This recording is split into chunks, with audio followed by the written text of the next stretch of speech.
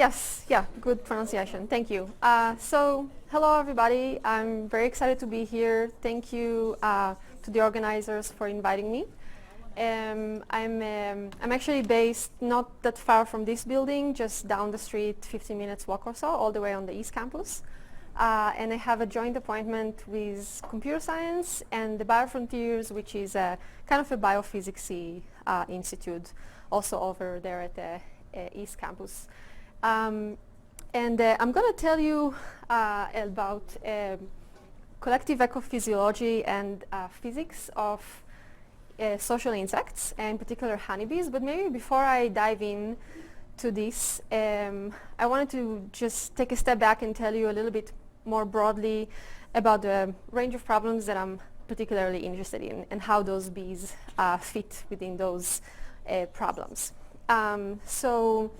I don't know if I should say, but I'm kind of trained as a physicist, but my training is really all over the place. I did an undergrad in physics, a master's in physics, but then a PhD in material science, a postdoc first in chemistry and then applied math, and now I ended up in computer science, so it's really a little bit scattered. I'm not really a biologist. My biology background is a little bit sparse, and it's focused towards these kind of problems. And the kind of problems that I'm really interested in is how animals generally move around in the world and acquire information that is usually physical, process it and make decisions that helps their survival. And I'm particularly interested in problems where the source of the solution is maybe not within range or is not so close by to where the animal is at that moment.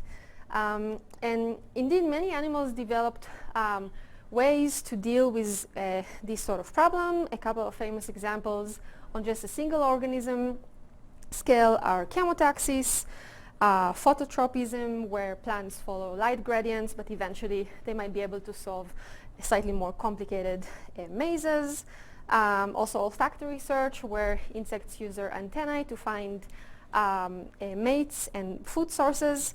And then things become a little bit more complicated, but also more interesting in my view when you put a bunch of these organisms together. And a couple of famous examples of this are slime mold that forage together. All of these white spots over here are food sources. Another example is pheromone trails that are laid by insects and allow them to forage large distances and communicate. And then, of course, all of these large assemblies of insects, fish, and birds that can move very efficiently in large groups.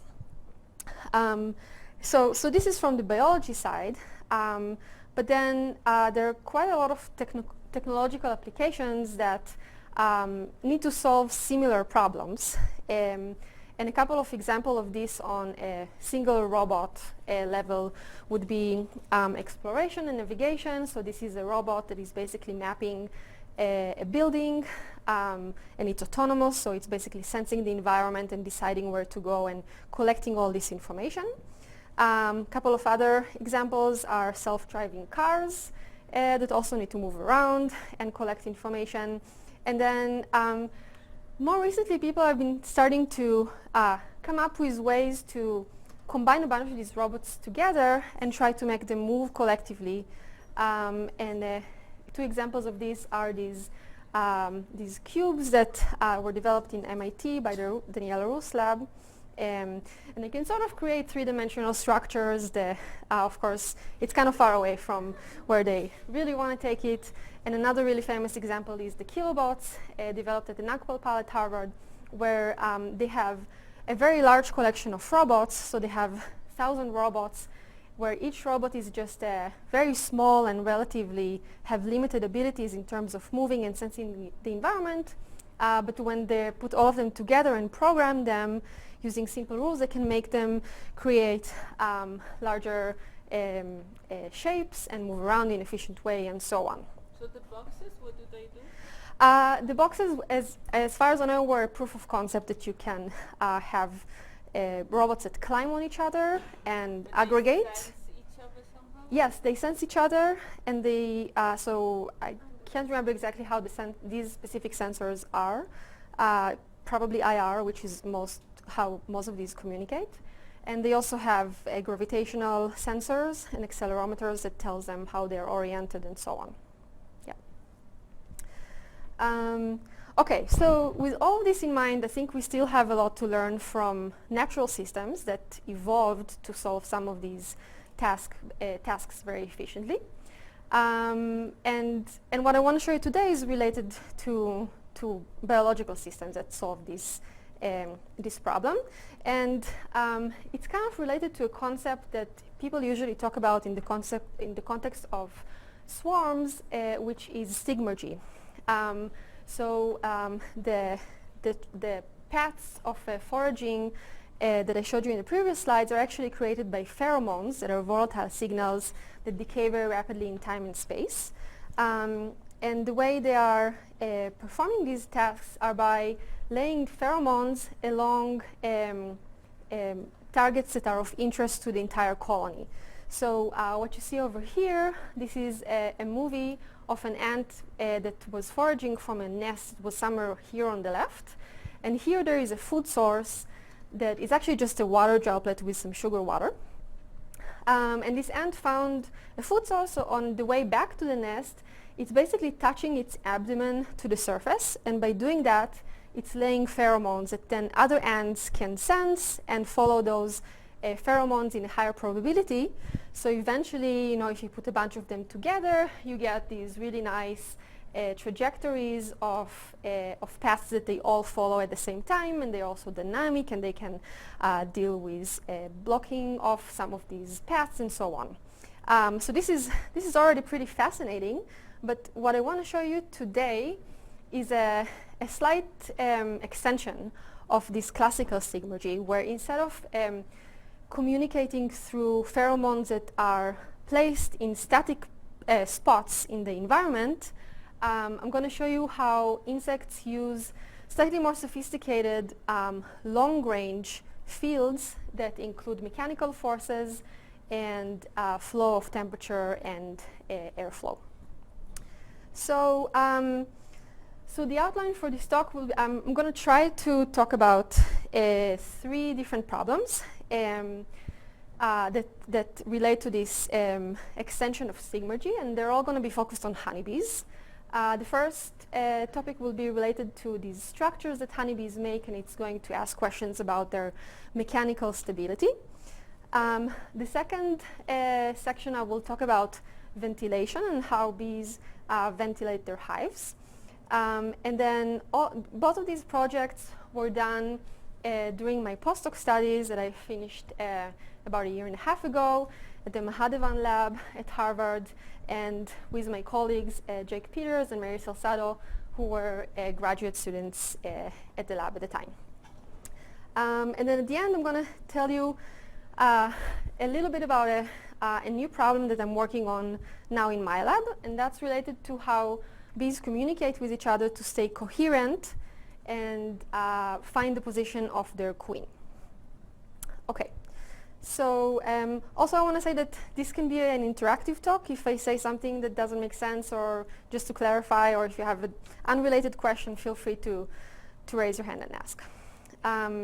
Okay, so I'm going to start with the mechanical stability of these swarm structures. And here is an example of a swarm, a congested swarm. So this is a phenomenon that occurs as part of the reproductive cycle of honeybees. At some point during the spring or summer, the colony size increases and increases until they don't really have enough space, so they split into 2 parts, and then one part, and a queen flies away, and they hang like this from a tree branch. And this is a temporary state, so they stay like this for a few days, up to a week, and then they send scouts to find more permanent positions for the nest and advertise them and so on. So when they are hanging like this from a tree branch, they are very exposed to the environment. They don't have the nest structure to protect them from the elements. So they need to be able to adapt to their environment in somewhat of a dynamic way. And indeed, they do so. So we already know that swarms change their density. Oh, yeah, question. Why don't they just send scouts directly from the original nest straight? Yeah, it's not really known. Potentially that would be more efficient if everybody already know where they would go. But instead they actually choose this intermediate stage and then send the scouts from there. But it's not known. It's a good question. Yeah. Okay. So we already know that swarms change their density to account for different ambient temperatures. So when this is the same swarm, but here it's cold outside, and here it's warm outside. It's 27 Celsius versus 11, and you can see that basically the volume that the swarm is occupying has shrunk. So they become denser, and they kind of basically huddle, sort of like penguins do. And then another adaptation to the environment comes when it rains. So this is the same swarm when it's not raining, and here it's raining, and they actually arrange themselves in almost a nematic order. It kind of looks like shingles, and presumably that makes the swarm less susceptible to water. And then also at really high temperatures, high ambient temperatures, it's speculated back in the 80s that the swarm or the bees create these channels that help them exchange air from the environment to inside the swarm. Yes? So, do we know what are the physical conditions inside the swarm for different ambient temperatures? So there is some information about temperature sensing where this guy, Bernd Heinrich, actually stuck temperature measurement devices through the swarm from the top. So it's a little bit, the knowledge is probably a little bit sparse in that sense. And also, we don't really know how the swarm is arranged inside, so this is a speculation, but we don't really know if that's true or not. I'm going to show you some slides in a little bit potentially using X-rays to address this problem. I was going to ask, has nobody X-rayed? Yeah, it's coming up. Yes? I thought that so you know how they do this when they look at the ant colonies, they would Yes. fill it up with some cement or Yeah. something Mm-hmm. like that. And then it freezes and takes the same structure as the structures that they Yes. maybe I don't know. Yeah. So That kills it, presumably, no? Yeah, of course. yeah. But then you get the structure preserved, and then you see what it looks like. When bees are kind of protected. Technically they're not, so they're not endangered. I don't think I would feel comfortable, another way to do this is flash freezing the entire swarm and then just put it inside a CT machine and see how it looks like. And it has been done with smaller aggregations, but it really means that you would have to kill 10,000 bees and yes, yeah. It might even be more because it's we haven't measured it, but they're typically ranging between 10,000 to 50 or 80,000 sometimes. Yeah. Okay. So all of these problems are challenging, but underneath all of these, there is a relatively hard mechanical problem. Whereas the swarm has to be able to adapt to different shapes of the branch. So different branches would result in different shape of the swarm. They need to deal with static mechanical stimuli, which is gravity. And they also need to deal with dynamic mechanical stimuli that comes from wind. And this is a swarm we found on a windy day.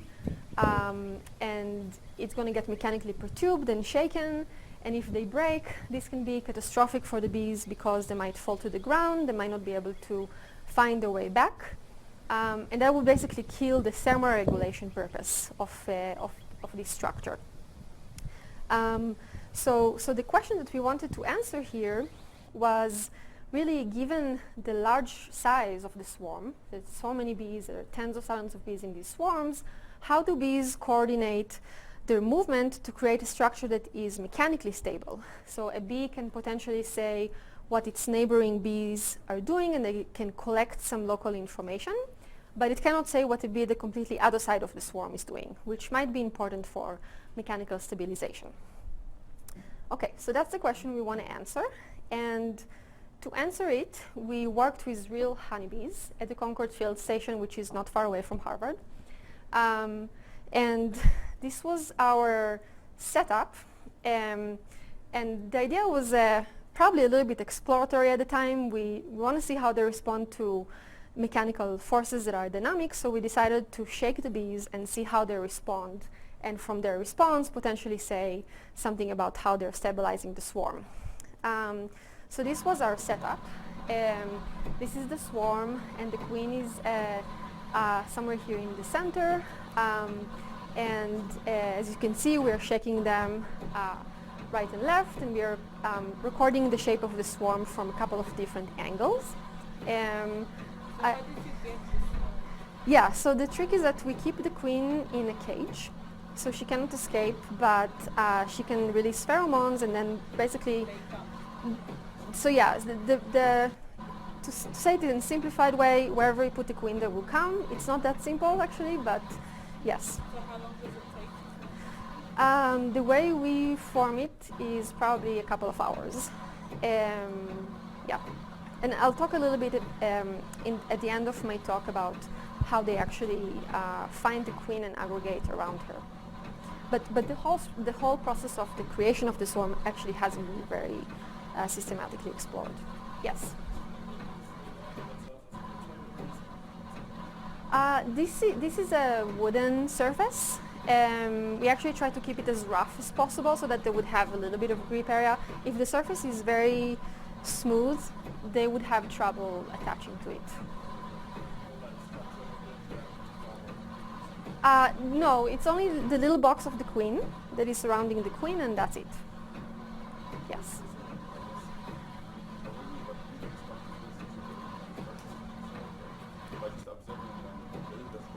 Yeah. Well, as I'll show it in a few slides, but actually there's a lot of movement inside the swarm. What you say is probably more true in very cold temperatures, where the bees are more stationary and they would maybe create a structure and wouldn't move too much. But we can just use that as a proxy to say something about the structure at the moment. Yes, yeah, I'll show it in a few slides, yes. Okay, right, so this was our setup, and then we also had a vertical version of this just to kind of cover all bases. So yeah, so it was an exploratory project. We didn't really know what to expect. Actually, one hypothesis was that if we shake the bees, they would maybe kind of huddle closer and maybe reduce the volume of the swarm. But we saw something else. So this is a summary of this experiment. We were shaking them for half an hour and then stopped shaking them for another half an hour and continuing the recording. And this is the front view and bottom view, and it's really sped up, so it's only a few seconds. But basically when we shake them, bees inside the swarm move around in the swarm, and they collectively change the shape of the swarm. And let me point out that here so this is the slowing down. Here we're shaking them, and then right here we're stopping the signal, so they're slowly starting to go back to their steady state configuration. Yeah, so this was the main, I guess, highlight or surprise in this. And so the Yeah. shape of the cone they have is what you would expect from just surface minimization and equilibrium? Or? So it depends on the, yes, but it's probably depending on the temperature, and it's probably a little bit more complicated than thinking about just as a water droplet. Yeah. But we're trying to make an analogy actually now. And what you see over here is actually probably tension between the surface tension to minimize the surface tension, but also stay mechanically stable. Yeah. Yes. This is the left, right. Okay. All right. So this was one experiment, and we decided to study this a little bit more systematically. So what you see over here is a couple of different conditions. So we follow the contour line of the surface area of the base of the swarm, and we follow it as a function of time. So this is basically what you see over here. This is the y-axis, and the x-axis is time. And And these dotted line, the dotted line here is the point where we stopped the mechanical shaking. And then the different colors correspond to different frequencies. So the higher the frequency is, essentially, the more the swarm spreads out. And then if we look at the same data, but plot it instead of as a function of time, plot it as a function of perturbation events, where one perturbation event is a period of right and left. We can see that all of these curves follow on a somewhat universal curve, besides, of course, the different plateau value that you see over here. So I'll get to the different plateau values in a few slides, but I just wanted to show this curve because for us this was an indication that there is some kind of universal response to each one of these perturbation events. So A is the area. A is the area, and well, we actually divide it by the initial area, so it always starts from 1. And so we see the relative increase in the base area. Yeah. And then actually to your question about water, surface tension, water droplets, I always get a question about, is there any power law over here? So to tell you in advance, it seems like there is, at least in some regime, and the exponent is pretty small and somewhat close to what you would expect for a expansion of water droplet by Tanner's law. I don't want to really go into this, but if anybody's interested, I can show you some preliminary results later. Okay, so this was the effect of frequency. And then we kept the frequency constant and changed the acceleration that we apply on the board. And this is the same plot as before. So this is the relative base area as a function of time, just that now the different colors correspond to different accelerations that we apply. And this is kind of similar to what we saw before. The higher the acceleration is, the more the swarm spreads out. But then, to just cover all bases, we decided to do the same thing just vertically. So instead of shaking them right and left, we shake them up and down. And we were quite surprised to see that the swarm didn't respond in the same way. It pretty much didn't respond at all. So they didn't spread out like the bees spread out when we were shaking them right and left. We thought that maybe under these conditions we need higher acceleration, so we cranked them up. But then at some point we sort of stress the swarm too much and they actually break. And as I mentioned before, it takes 2 hours or so to rebuild them, so we didn't really explore this regime too much. Yeah. Okay, so what's going on? Why do the bees respond to the horizontal perturbation but not to the vertical one? And to try to understand that, we started using a model, a mathematical model, where we model the swarm as an elastic structure, and we look at what happens to this structure at different aspect ratios. So we're kind of looking at snapshots in time throughout the spread of the swarm. And we do this because the time scale in which we apply the mechanical perturbation is much shorter than the time scale that it takes them to spread. So the perturbation is about 1 hertz, but it takes them about 15 or half an hour, 30 minutes to spread. So here is the model. It's a very simple model. Our bees are just spherical beads, and they are connected by elastic springs, and we arrange them like this in a swarm-like or a cone-like structure. And the first thing we looked at was the normal modes of this structure. And maybe before I go into the normal modes, I should just say that this is a very regular structure. It is a lattice, and it's probably not what's happening really with the swarm. It's going to be more like a disordered solid, probably. But this is just the start, so we are just making this simplification. Was there a question over there? Yeah. I guess going back to slide, what would you have to do with vertical perturbation or using a vertical shield? If I convert the perturbation horizontal, Instead of doing it like yes. like this, converting to your gravity Are you thinking about shearing or I guess it'd be like shearing. like this? So having the so doing basically the back and forth, but having it go up and down. Like the board is Oh, okay, okay. So if you, I mean, that of course that could be possible.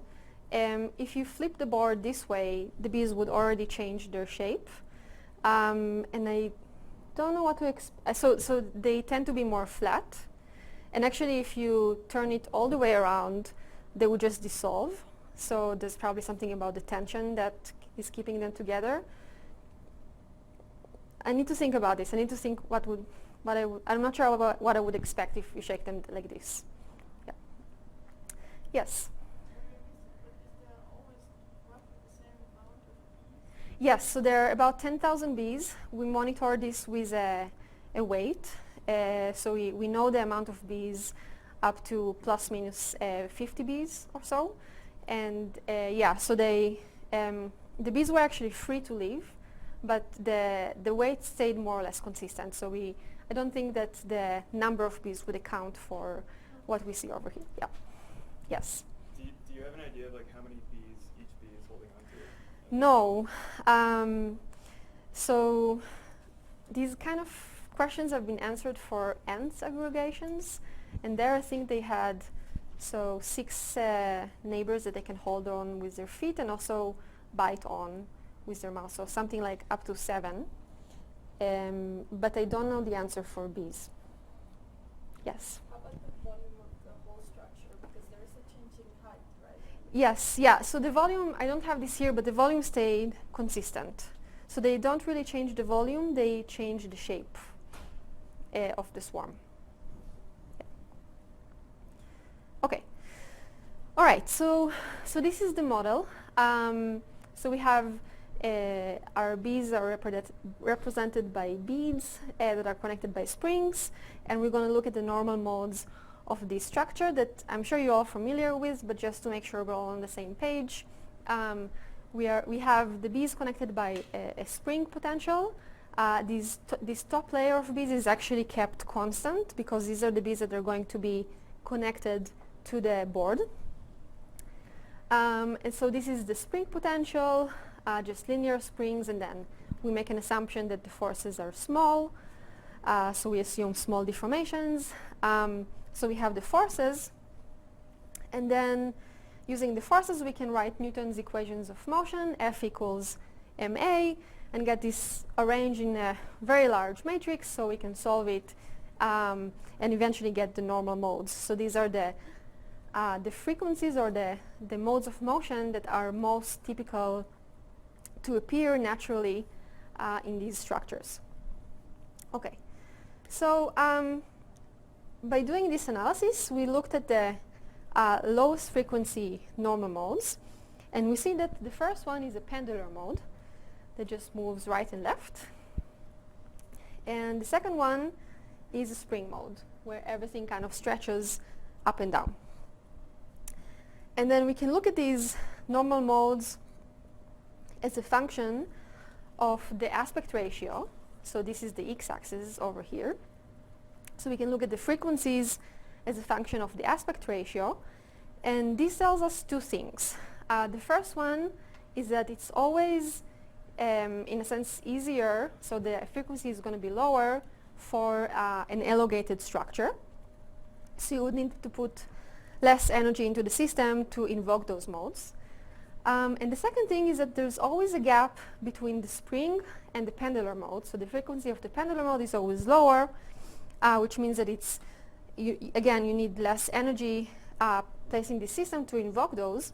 And this is something that we see in the experiments. So this is a slow-mo movie of a horizontal perturbation, and this is how it looks like. So there is this wave of local deformation that propagates downwards, and then at the end we invoke the pendular mode. And then if we take the same swarm, apply the same mechanical perturbation, just instead of horizontally, we're going to apply it vertically. This is what we see. So it's probably a little bit hard to see, but there is a little bit of that stretch mode. But the local deformation that the bees experience over here is much lower in comparison to the local deformation that they would experience for the horizontal shaking. And the fact that they respond to the horizontal shaking and not to this one suggests that maybe the bees are sensitive to local deformations and maybe use that as a local signal to maintain mechanical stability. Well, but if you measured the displacement in the z direction here, Mhm. then you'd probably see more of a difference. I mean, when you move it like that, they experience a deformation in that direction. Yes. When you do this, they experience a deformation Right. in the gravitational direction. Right. So have you tried measure? Because here you sort of see the jump. No? Yes. Yeah. So we could measure. I mean, it's really hard to know where. Yeah. So we can kind of just follow bees, maybe along those lines, and use that as a proxy. And then when we do that, we don't look at we look at the relative deformation between the position of two bees, Okay. and we see that this quantity is smaller over here, and in comparison to the horizontal shaking. So we're talking about local deformations rather than global displacement. Okay. And so does this also set the size of the colony? What do you mean by that? I mean, like if I made a swarm, that's Mhm. what it's called. Yes. Yes. Swarm twice as the size, would it Oh. still, survive shaking? And I mean, if you then look at the mode propagation, is there a sort of characteristic length scale for stability? So that's a good question. We haven't tested that. So if you change the size consistently in all directions, the normal modes would stay the same. But I think you're asking about the Yeah. local deformation and whether, yeah. We haven't tried that. Yeah. Yes. How many? So in this model we limited the number of springs to 6 per bee.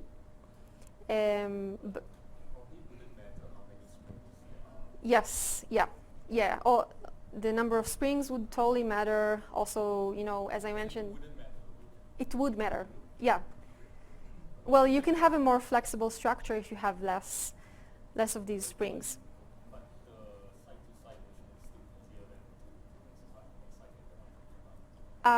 If you keep the number of connections constant, then yes.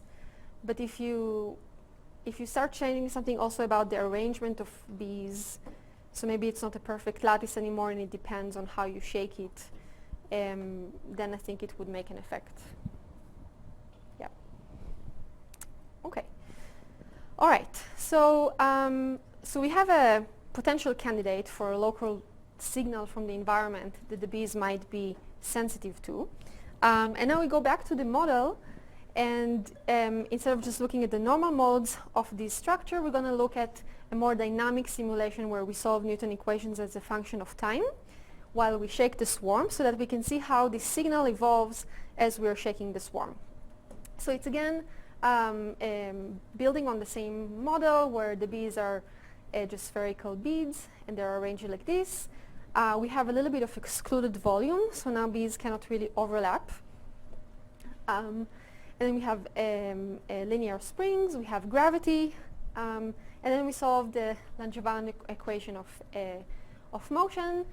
So we have a little bit of damping force over here, and we included this here because we know that if we shake the bees, the pendular mode, for example, doesn't just go on forever. There is a little bit of friction that eventually causes damping and stopping this motion. Okay, and we're going to look at what we think is a relevant local signal here, which is how all the connections of individual bee, how those springs stretch as a function of time. And this is a complicated way to say that we are going to look at the geometrical average of all of these springs and look at how they evolve as a function of time. Okay, so this is yes. I could have used something simpler, and we only used the repulsive part of the nanotrons. It could have been also just and it's something less harsh potentially. Yeah. Okay. So this is an example of this simulation, and this is a three-dimensional swarm that is cut along this direction so that we can see what happens inside. And here color corresponds to this geometrical average of how springs stretch for each one of these particles in the simulation. So blue means not a lot of deformation, and yellow means more deformation. So this is what happens for horizontal perturbation. This is, as you can see, there was quite a lot of yellow over here, so closer to the base where the perturbation is actually coming from. You can play it again. Yes. Yeah, so most of the deformation occurs over here. And then if we take the same swarm and shake it vertically, this is what we see. And this is consistent with the experiments. Okay, we can also use this model to look at the effect of aspect ratio. So this is the same movie from before. This is an elongated swarm, and then we can look at the effect of aspect ratio, but looking at a spread out swarm. So effectively, by moving from this configuration to this configuration, the bees actually reduces this local signal that we think is a good candidate. Okay, and then finally, just to get back to those different plateau values of the base area that I mentioned a couple of slides ago, we think that this is going to be a hand-wavy explanation, but what we think is going on is that at low frequency, we shake the swarm once, and it has enough time to relax before we start the next perturbation. But then at high frequency, it doesn't have this privilege, so actually we effectively create more strain and deformation everywhere in the swarm, and that could be a reason why they spread out more as the frequency increases. Yes? The horizontal spreading is due to the fact they try to minimize the energy of the normal modes that the inside. Yes. Yeah. I think so. So this is the punchline. Thank you. Yes. Oh. Because I mean, they could go flat, but then they really lose the functionality of the structure as a thermoregulation structure. So they want to huddle and they want to stay coherent so that they can maintain their body temperature. So mechanically, all spread out would be most preferable, but not from a thermoregulation purpose. But then, so the thermoregulation is happening even if the aspect ratio is going very far down, right? Why does it go to the intermediate values if it can maintain the functionality at even the lowest value that you observe experimentally? So this might be a speculation that is related to the punchline, but if they do try to minimize the local deformation, this local deformation would be different for different frequencies that we apply, which is what I'm trying to say here. And then they would need to spread out more or less to account for that. If that makes sense. And then, yes? I was just curious how important is that we're doing this harmonic response of the Lennon-Jones? No, the Lennon-Jones is not important. I probably... It's harmonic spring, and we did want to include a little bit of excluded volume, so we did that with a potential that we all know and love, but maybe it wasn't necessary to use that over here. Could have gone away with just a cubic potential or something like this.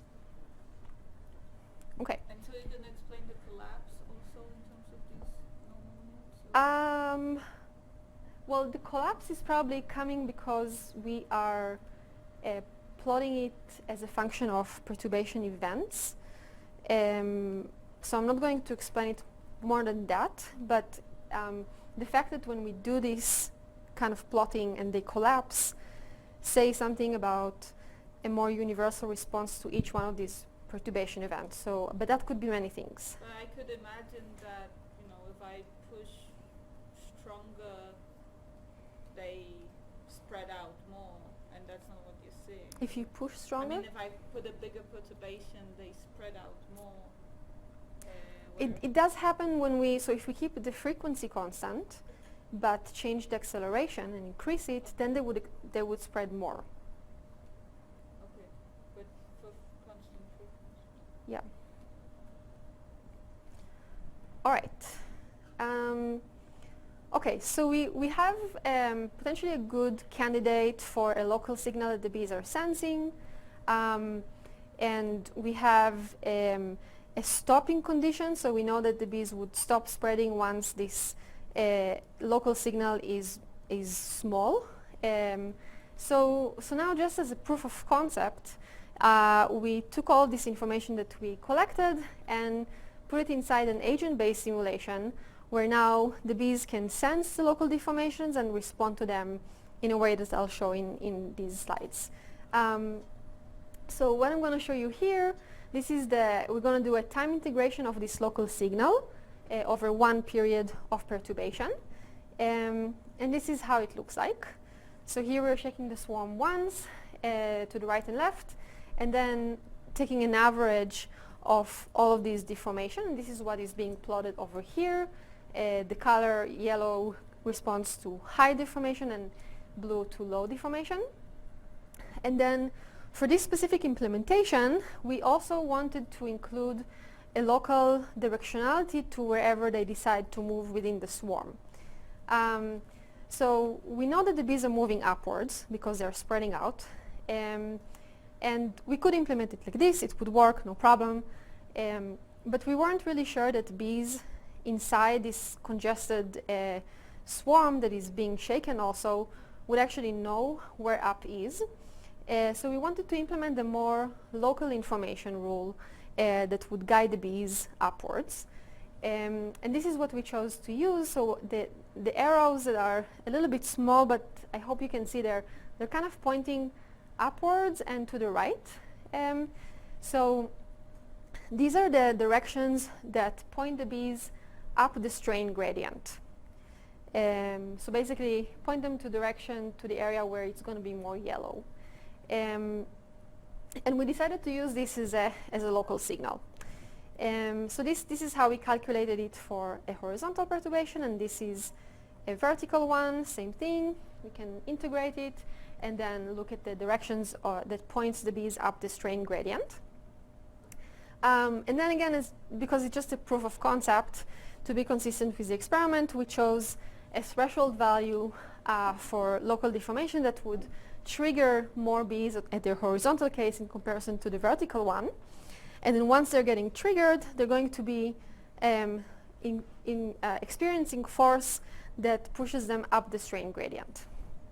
So maybe not so surprisingly, but just again as a proof of concept, when we plug everything together, we can make the bees spread up for horizontal perturbation, but not so much for vertical perturbation.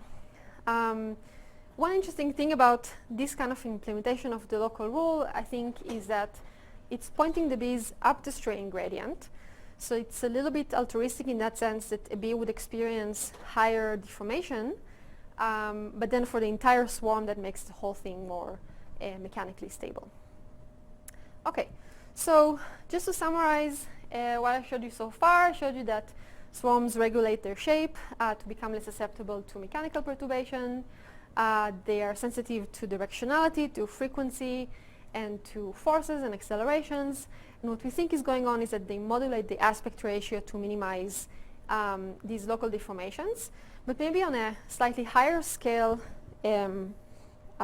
conclusion, the bees, if this is really what's going on, and again, we don't really know, but this is just an explanation that would correlate with their behavior, in this kind of scenario, the bees are actually harnessing or even hijacking physical fields. In this case, they are mechanical fields that are much longer and more long range than the size of an individual. Yeah, okay. So is this really the time? Is it 1:45? Yeah. Okay. That's the real time. Okay, cool.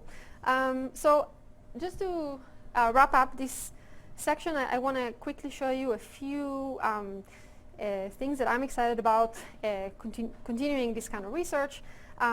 So as I mentioned before, the bees are very sensitive to temperature, and they would change the temperature given different, they change the shape given different temperatures. So we built this very nice chamber where we can keep the temperature constant and then record the shape of the swarm from a couple of different angles. So potentially we can do temperature sweeps. So this is what you see over here, and we can correspond them to the structure of the swarm. So this is going to be this is the reconstruction of the swarm, and this is the temperature as a function of time. And it's a little bit glitchy because these are new results, but we can see how they respond in real time to changes in temperature, and also potentially ask questions about hysteresis, which I'll show in the next slide. What you see over here, the green plot is the height of the swarm, and the purple plot is the width. And we see that as we increase the temperature, the first thing that changes is actually the height. So this is the first response, and then the secondary response is changing the width. So if you look at the shape of the swarm at the same temperature, just given different history of the temperature that the swarm experienced, we would see different shapes. What we think is going on is that there is this first immediate response to temperature that is releasing or breaking some of the bonds that the bees create, so the whole thing just sags down. And then it causes, of course, more mechanical strain on the bees that are at the top because they have less bonds to distribute these forces, so they more slowly spread out, sort of like we saw for the mechanical shaking. And actually, if we hit them a lot, more than this, then they would spread out pretty much as they would spread out when we shake them mechanically. The second point to your question is about movement in the structure. So this is the same swarm at different ambient temperatures, and before we just saw a picture, but now maybe this movie can illustrate that besides just changes in the shape of the swarm, there's also more movement of bees. So here they're almost stationary, and at higher temperatures, at 35 Celsius, there's quite a lot of movement. So the average velocity of each one of these bees would change. And actually, when I look at this, structure, I think it's quite remarkable that they don't break because there's so much movement. Yes. Yes, thank you. So we don't know, but we are hoping to use X-ray to answer this question. And this is very, very preliminary, and it's probably also a little bit hard to see here on this screen, but I'll try anyway. So this is a 2D projection of the swarm that is being shaken. The next movie is a little bit easier to see. So another option to answer this question is to tag the bees with a little lead bead, and then put them back into the X-ray machine, and then we can kind of see them moving around and shake it, kind of, the ultimate goal would be to do some kind of 3D reconstruction of this behavior. Okay, so that's all I had about the swarm. Are there any questions? Yeah. Oh, yeah. Sorry. You next. How do they actually grab each other?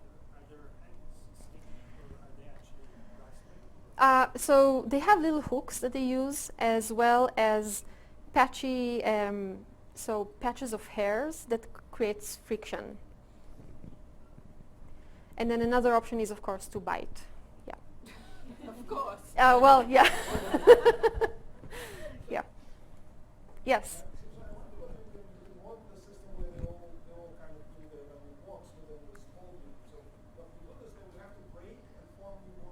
Yes, yeah.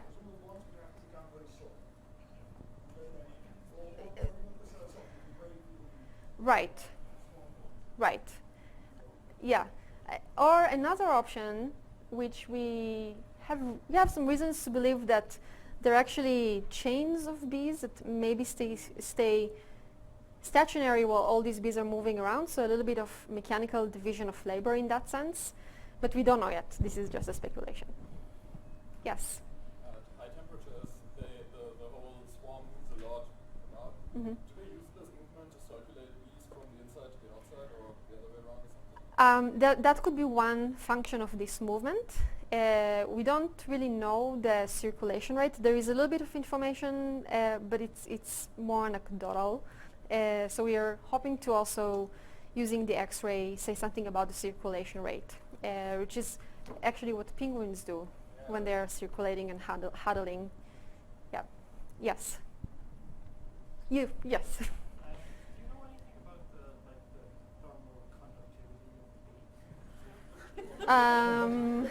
No. I was wondering if you ever tried modeling the temperature. Actually, what I'm going to talk about next is related to that, but we haven't really taken into account the thermal conductivity of bee. Yes. No. Yes. Yeah, I have several questions also Mhm. with the last video you showed because they seem to form strings or not, like in the lead. Over here, Yeah, in the second. this one. Yeah. Yes. Yeah, you can kind of see it. And then when they're shaken, those strings. I mean, Yeah. so is that connected to what you were saying that they? Yes. Yeah. Exactly. Okay, because I was wondering also connected to this question on how they actually like hold each other. Mhm. How would they feel that local strain? Because in your model it's all very uniform, right? But if you have like these gaps or these chains where they don't connect each other. Yeah. So something. Well, from just observing the bees, and it's again anecdotal, so I don't know. It's a speculation, but it seems that once a bee, there's another bee that attaches to this bee from the bottom. This bee wouldn't let go even if you push it, if you pull on it. So something about this extra tension and maybe knowing that there's another nestmate that is, in a sense, depending on these as a chain, could encourage them to hold tight and potentially form these strings. But Then they can stick to each other as let's say like they stick to each other very strongly in this direction, but they also stick in this direction but not so strong. yes, yeah, yes. So in terms of controlling the temperature, so even though they're more packed at low temperatures, do they also like friction against each other or something to increase the temperature? Use friction with. It's like they rub each other or something. Ooh, I don't know. Something they do to increase temperature is flap their wings, so they activate their wing muscles, and that kind of creates heat, kind of like shivering. I don't know about using friction as a mechanism, though. Yes. Do you know, like, do you have any understanding of how they hook to each other? Yeah. So I mean, we know that they have these hairy patches and also hooks. So they hold leg to leg or? They actually it's not necessarily leg to leg. It can also just be leg to other body part. Yeah. Yes.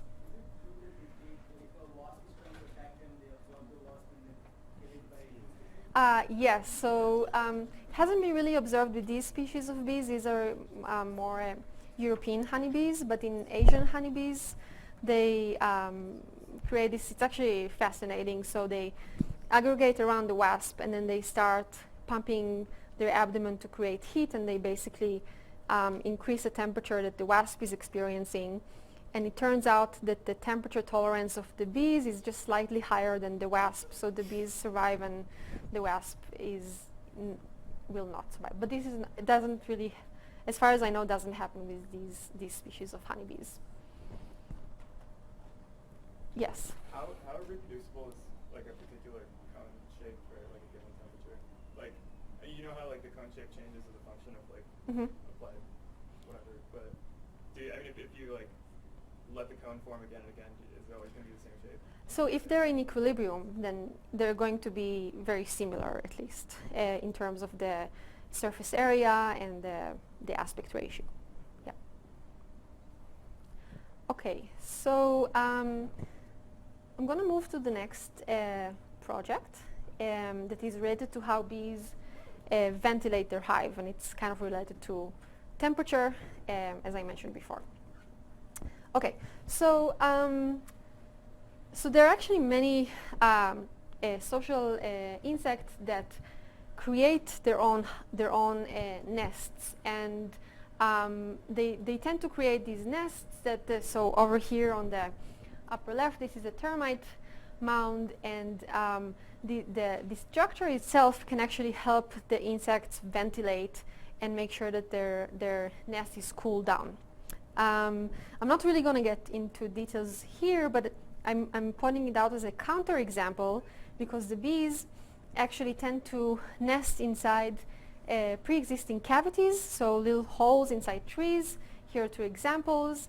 They actually, we know from the beautiful work of Tom Seeley that they have all these criteria for what they would consider as a good nest. So they have this criteria for the opening size and for the volume. And maybe part of the reason for this is that they would need to ventilate this structure by themselves, just by moving around and using their own behavior to ventilate and make sure that the temperature that they experience is within the range that they sort of like. And the way that they do this is by positioning themselves in front of the entrance of the hive. By the way, if you are not familiar with hive, it's basically a box that has a very thin opening. These are how most commercial hives look like. So the bees position themselves in front of the entrance, and they start flapping their wings. So they create a little bit of airflow where they actually drive air from their head back to their abdomen. And then if one bee does this, then nothing really happens because it's so small in comparison to the size of the hive. So it turns out that they arrange themselves in groups of fanning bees, and then together they can collectively create global airflow that drives air, hotter air from inside the hive and brings in cooler air from the environment. And there are a couple of challenges if you think about these kind of aggregations and how different aggregation styles would affect the ventilation and driving of airflow. One challenge is fluid friction. So if you compare this scenario over here, where we have a bunch of bees fanning their wings and driving air this direction, and then because of conservation of mass, we're going to have air going back in this direction, we essentially have, I mean, we always have the boundaries if you think about fluid friction, but essentially here, just behaviorally, there's one additional interface where we have flow in opposite directions, and we're going to lose some energy due to this friction. So in that sense, this scenario is preferable over a scenario where the bees are just spread out and have lots of these little interfaces. Another challenge is, we call it antagonism, because if we have a group of bees that are happily fanning over here, and they're creating this nice airflow, but suddenly some bees come and stand over this side of the entrance. They actually oppose the flow that was created by the original bees, and then again we would lose energy due to that. So the question that we wanted to answer here is where to ventilate. So how do the bees aggregate in these groups of bees that are fanning? And again, is there any local information, local physical information from the environment that the bees sample and process to create these groups? And to do that, we started by these experiments that Jake Peters was running. So right now we're just looking from the top. This is an aerial view of the entrance of the hive. And what Jake is doing is he has a temperature measurement device and an airflow temperature device. And it's a pretty boring experiment because he's just moving it along the entrance and making these measurements. Maybe the only non-boring part is that he's always against wearing gloves, so he's doing this with his bare hands. So this was the original experiment, but it was actually quite insightful because it showed us that the position of the fanning bees, the air velocity, and the temperature are all correlated. And this is what you see over here. So the x-axis is the position along the entrance of the hive. And then the blue curve is the air velocity. The black curve is the density of bees that are fanning. And then the red is the temperature. So we see that they're all correlated, which basically means that wherever we have bees that are fanning, we're going to have higher air velocity, and we're going to have a higher temperature. So that was encouraging because it means that maybe the bees are sensing those airflows or temperature to arrange themselves in these kind of structures. So to understand this a little bit more systematically, we use a mathematical model where we model the entrance of the hive as just a one-dimensional slit. And we have three quantities that we are tracking as a function of space and time. The first is rho, which is the density of fanners. We have T, which is the entrance temperature, the temperature along the entrance. And we have air velocity, which is V. And to construct this model, we're going to make a couple of assumptions that most of them I already mentioned before. So the first assumption is that fanning bees will drive air from inside the hive to the cooler environment. We know this just because we're looking at those bees. We know that their head is positioned towards the hive. And the second assumption is that bees are more likely to fan at high temperatures. And this assumption is coming or is backed up by data that was actually collected here in Colorado by Mike Breed, who showed that when you change the ambient temperature of around bees, they have a higher probability to start fanning. It's not a very sharp transition, so there is a little bit of variability here, but we include this in the model. And then the third assumption is that we have conservation of volume, so any cube of hot air that comes from the hive outside, we're going to have some colder air that would go inside to compensate for that. And the last assumption is that those velocity gradients in opposing flows, as I mentioned before, would incur some friction. Okay, so these are all the assumptions, and then we can put this whole thing in mathematical form in three different equations that are all coupled. So the first equation connects the density of fanning bees and how it changes as a function of space and time to these on and off rates of starting the fanning behavior as a function of the local temperature. The second equation connects the local temperature to Newton's law of cooling, where we take into account the temperature differences between the ambient environment, the entrance, and inside the hive. And then the third equation takes into account two things. So this is an equation that connects the velocity, the air velocity, to the density of fanning bees. And this is how we take into account the conservation of volume. And then we also have this friction element over here.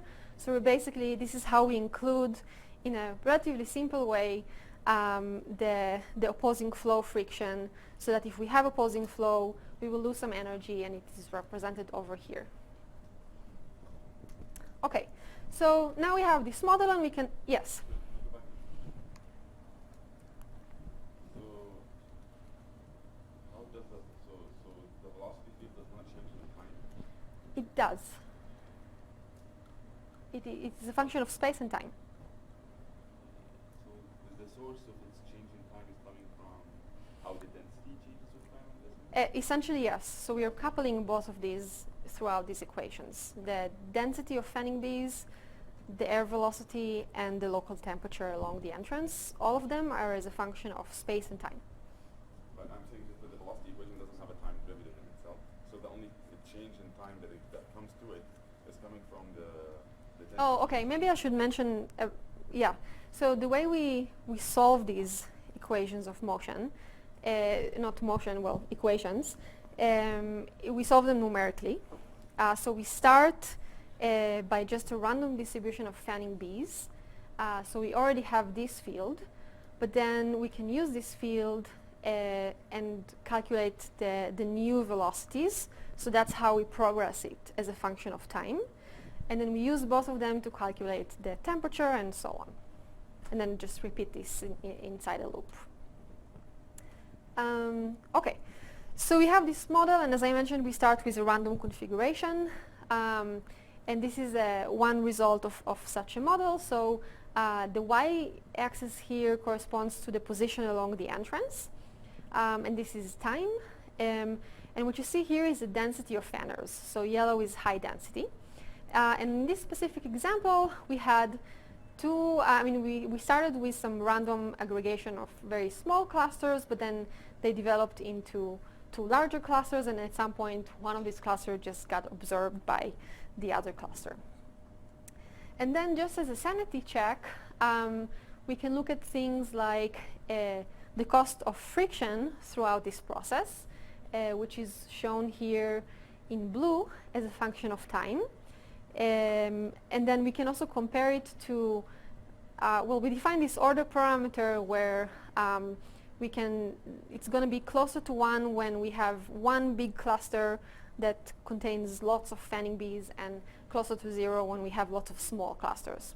So we can see that as the cluster increases, the cost of friction decreases because we have less of these opposing flows. Okay. And then we can take this model and try to make some predictions of what happens on a longer time scale. So this is an example of a simulation where we had relatively low ambient temperature, and this aggregation or cluster of bees was created, but it's kind of moving around a little bit randomly. And the entire ambient temperatures, this cluster tend to cling to one of the sides or one of the edges. And then at really high temperatures, we don't get any clusters because it's becoming difficult to distinguish between the temperature outside and inside the nest. So then Jake wanted to test these predictions, so he designed this very nice collection of temperature measurement devices. So each one of these small droplets here is a temperature measurement device. It's placed a little bit above the bees that are standing in the entrance. And using this device, he was, oh, this is very loud. Okay. Using this device, he was able to record the temperature along the entrance as a function of time. And then this is an example for how this looks like. So here at the top we have the ambient temperatures for 3 consecutive days. So we can see this binaural day-night cycle. And then here, this is the normalized temperature along the entrance of the hive. We see these two similar regimes that we see from the simulations, where at relatively low ambient temperatures, these clusters tend to fluctuate around, whereas at high temperatures, it's more has a higher tendency to cling to these one of these boundaries. Yes. How much of this changes once you take into account the flow of the air outside of the chamber? Because that's not inside the model, right? You're basically assuming that the air is sort of stationary. Yes. Yeah. To be honest, we haven't tried to study this systematically. I mean, we could potentially bring a fan and position it. Yeah, because I imagine that they must sense that somehow, right? The airflow. Yeah, that's possible. Modulate, where they do this. Yes. Yeah. I think it's we haven't looked at this. Yes. So the way we implemented here, the fanning was triggered by temperature, but it could also work by triggering it with air velocity. Yeah. Okay. So this is what I had for the ventilation. Just to summarize this part, I showed you that bees create these. Oh, yes, yeah. I have another question from the previous slide. So you're showing this thing like a night and day pattern. Yes. Don't they have like a circadian rhythm that they sort of stop reacting to the temperature at night or whatever? how does that affect the? Oh. Sorry. Okay, so they do have this cycle, but it seems like they would, even during the night, they still have some bees that probably are doing the night shift to fan. Yeah. Yes. Do they always go to the same side? No, they don't always go to the same side. Even within the same hive, we thought about this because if they always go to the same side, maybe they are sensitive to the sun direction, and maybe during the day the hive is positioned in a certain way, but it seems to be randomly chosen. Yes. Do you have an idea if they are always like the same bees, or? I don't know. Yeah, we weren't able to track them this way. Was there?